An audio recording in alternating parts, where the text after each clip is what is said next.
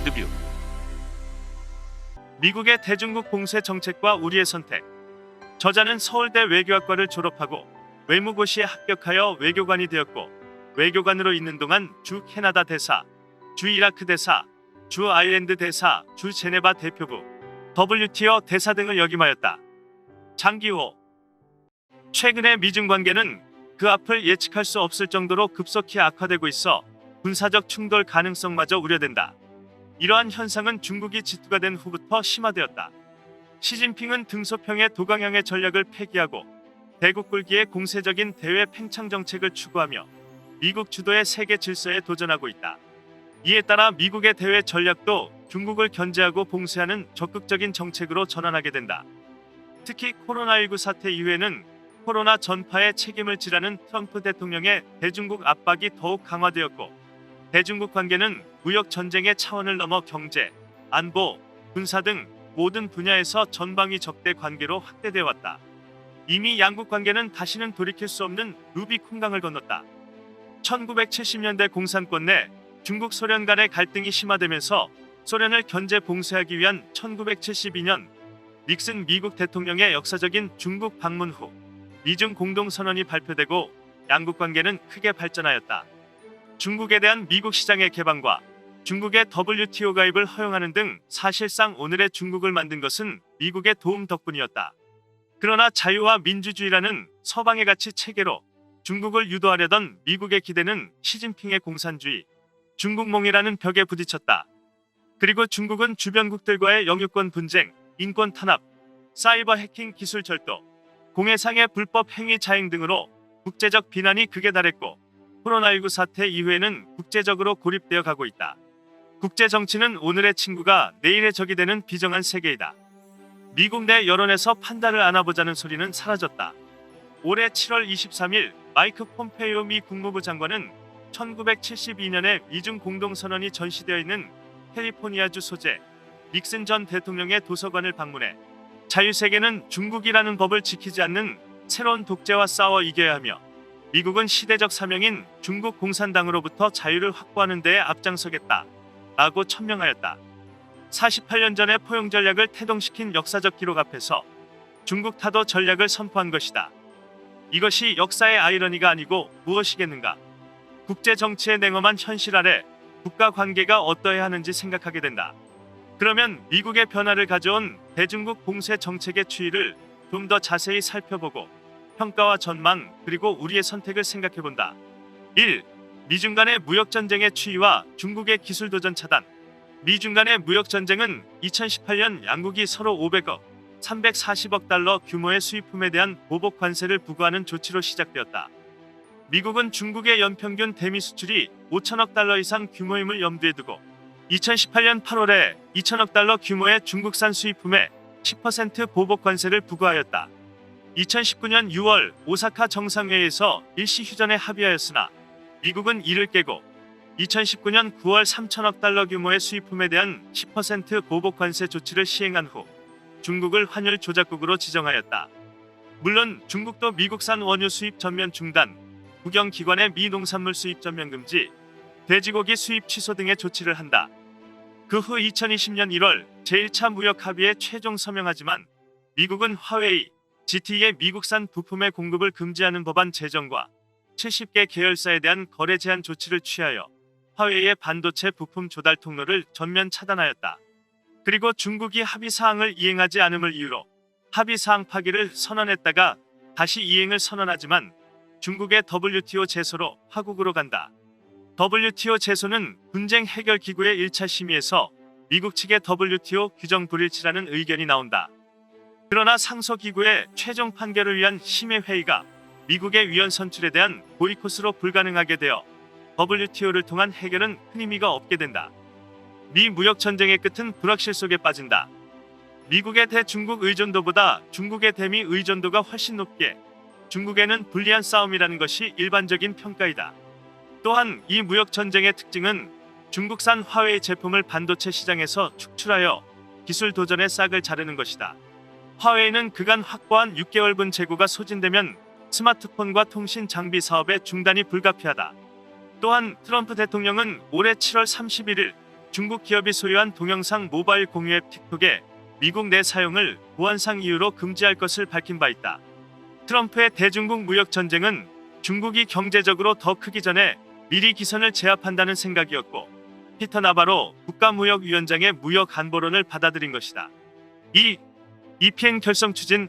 미국은 중국 중심의 공급망 체제에서 탈피하여 한국, 대만, 일본 등 미국이 신뢰할 수 있는 파트너 국가들을 포함하여 경제 번영 네트워크라는 글로벌 생산 동맹을 결성하여 중국을 흔들겠다는 구상이다. 미국 측의 참여 요청에 대한민국의 입장은 아직 없다. 3. 파이브 아이즈 5개국 정보 동맹체의 공동 보조와 인도 태평양 전략의 추진. 미국, 영국, 캐나다, 호주, 뉴질랜드 등 5국 정보 공동체는 코로나19 사태의 진원지가 중국이며 이에 관리 부실에 대한 중국의 책임을 묻기 위한 공동 협력을 추진하고 있다. 미국은 2013년 중국의 1대1로 구상에 대응하기 위해 2018년에 국가안보전략 보고서에서 제안한 인도 태평양 전략을 계속 추진, 강화해 나가기로 하고 한국 등 우방국에도 참여를 요청해왔다. 미국은 태평양을 양분하기 위한 새로운 안보 개념을 아시아에 적용하려는 중국의 강압적 조치를 비판하고 이 지역에서 법의 지배, 자유항해 등 미국의 기본 가치를 지켜나간다는 방침이다. 이를 위해 미국은 일본, 인도, 호주, 뉴질랜드, 몽골, 베트남, 싱가포르, 필리핀 등 우방국과 동남아 국가들과 협력을 강화하고 있다. 4. 쿼드 플러스 협의 추진. 중국 견제를 위한 아시아판 나토 체제 수립. 미국은 2020년 9월 11일 중국 견제를 위해 나토와 같은 수준의 군사 협력체를 인도 태평양 지역에 만들기 위해 먼저 인도, 호주, 일본 4개국이 지역 안보 협의체인 쿼드를 시작했다. 미국은 한국과 베트남, 뉴질랜드까지 포함한 쿼드 플러스를 구상하고 있다. 10월 6일 4개국 외무장관회담이 동경에서 개최되어 중국 견제를 위해 법치에 따른 자유롭고 개방된 인도 태평양을 목표로 경제 회복과 해양 안보, 주권 존중을 강조했다. 폼페이오 장관은 중국의 위협에 대항해야 한다고 강조했다. 앞으로 참여폭을 확대한다는 구상이다. 5. 남중국해에서의 미중 간 첨예한 군사적 갈등 시연. 폼페이오 미 국무장관은 남중국해에서 중국의 불법 행위를 깡패짓이며 세계적 약탈로 규정했다.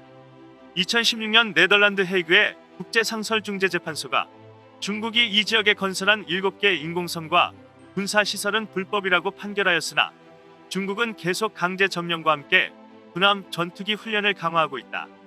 이에 미 해군은 공해상 항해의 자유를 위해 전함과 폭격기를 투입해 정기적인 항행을 실시하고 있다. 미국은 올해 5월 39번의 전투기 비행, 군함은 작년에는 8번, 그리고 올해 4번에 걸쳐 이 지역을 항해하였다. 이에 중국은 8월 26일 남중국해 한복판에서 둥펑을 포함 4발의 잠수함, 탄도미사일, SLBM을 위협 발사하였으나 미국 구축함은 27일에도 군사작전을 감행했다.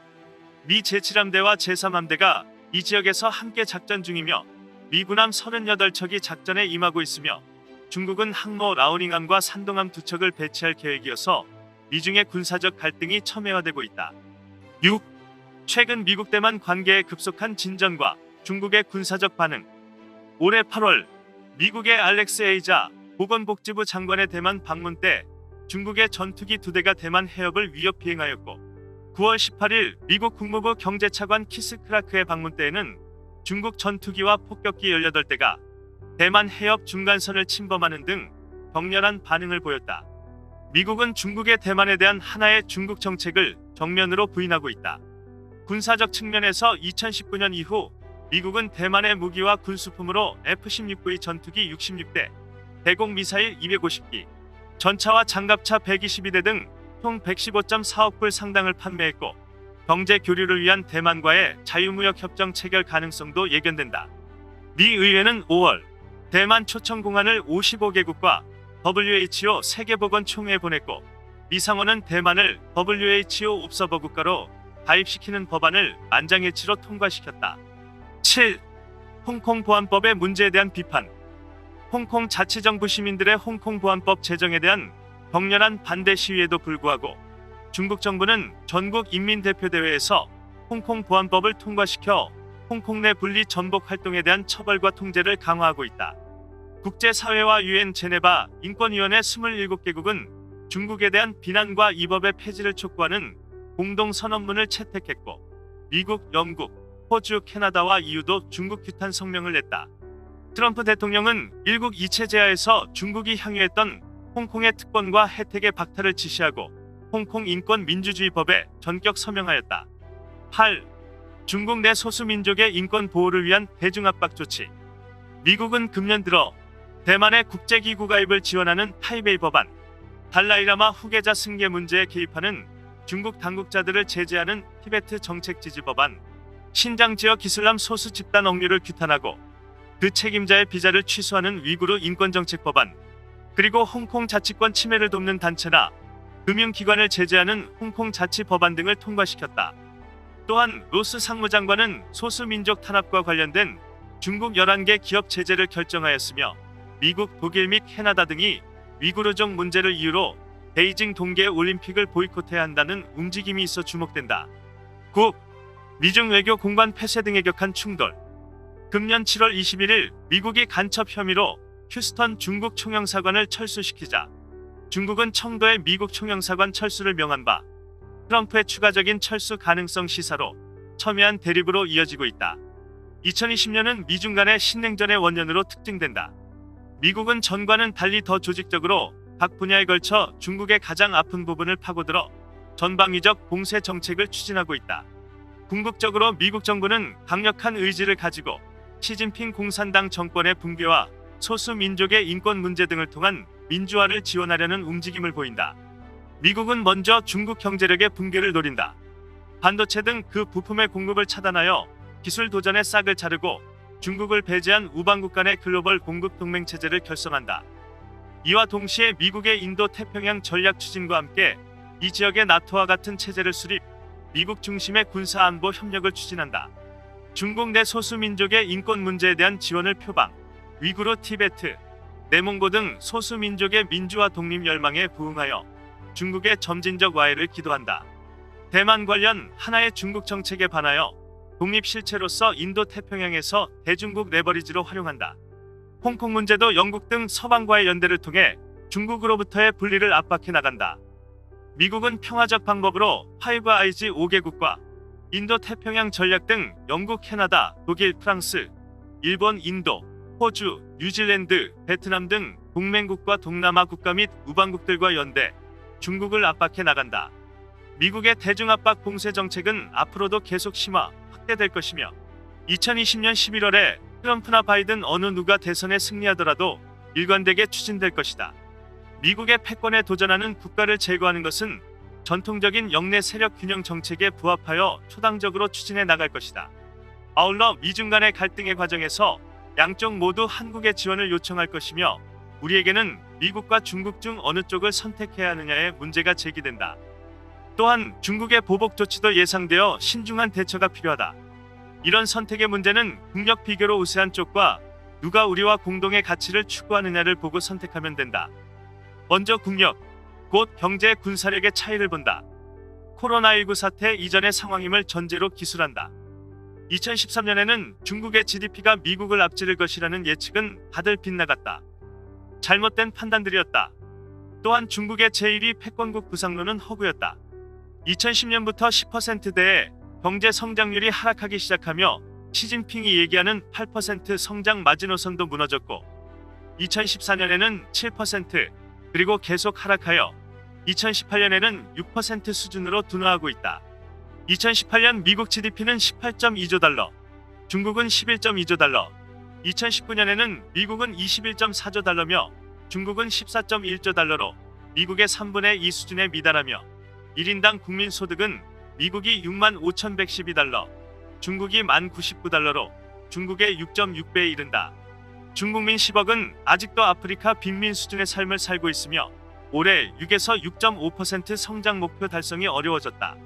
리커창 총리는 9월 전국인민대표대회에서 외국 시장의 불확실성으로 인해 명년도 성장 목표를 제시하지 못한 바 최근의 코로나와 미중 관계 등 대외 여건의 불확실성과 투자 등 경제 행위의 자율성 부족은 자체의 한계성으로 경제는 계속 내림세를 보일 것이다. 그러나 미국 경제는 2015년을 계기로 안전한 회복세로 돌아서 국제통화기구 통계에 의하면 2016년 미국 경제 성장률은 2.9%, 2018년에 2.9%, 2019년 2.5%, 그리고 2019년 미국의 1인당 국민 소득 수준은 도시 국가 6개국을 제하면 전 세계 제1위의 지위이다. 이에 반해 중국은 71위이다.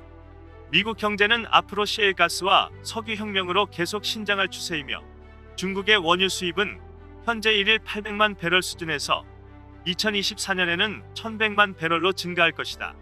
그러나 미국은 2021년에 원유의 순수출국으로 전환되어 미국과의 경쟁은 불가능하다. 리커창 총리는 명년도 경제 성장 목표를 제시하지 못했지만 국방 예산만은 전년 대비 9%의 증액을 보도하고 있어 코로나 사태 이후에도 중국의 군사적 팽창 정책의 계속성을 엿볼 수 있다. 중국은 1990년 이후 국방비가 경제 성장의 2배 가까운 증가세를 보였는데 1994년에서 2003년까지 평균 17%씩 증가하였다. 2015년 중국의 국방비는 1,450억 달러로 2018년에는 미국의 25% 수준으로 증가하였다.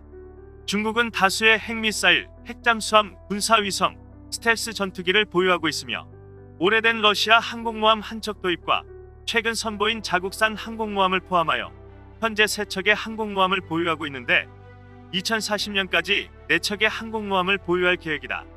미국의 군사비는 2015년에는 5,810억 달러로 세계 전체의 35.7% 수준이며 2018년에는 6,920억 달러로 중국의 4배가 넘는다.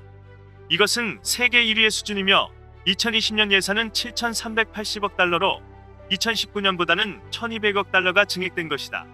이 액수는 미국 다음에 중국을 포함 7개국 국방 예산을 합친 것보다 더 많다.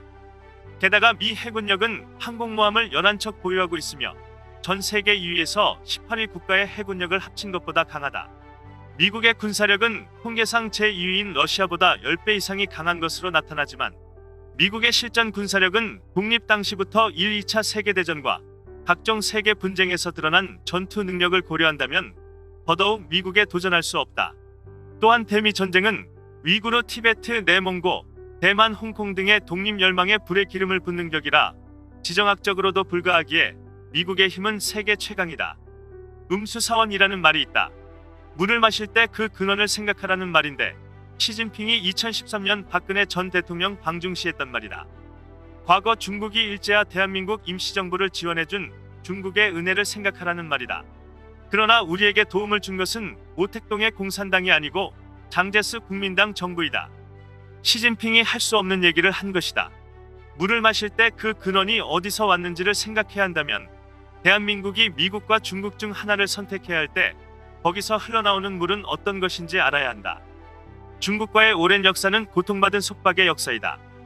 이를 제쳐놓고라도 최근의 예를 보면 중국은 영토적 야심이 있으며 6.25 전쟁 침략국이다. 또한 페루나 북한 공산주의의 동맹국으로 북한의 핵무장화 무력 통일을 지원하며 미군 철수와 한미동맹의 해체를 바라고 있다. 과연 중국에서 흘러나오는 물이 독성으로 오염된 물이 아닌지 우려된다. 그러나 미국은 다르다.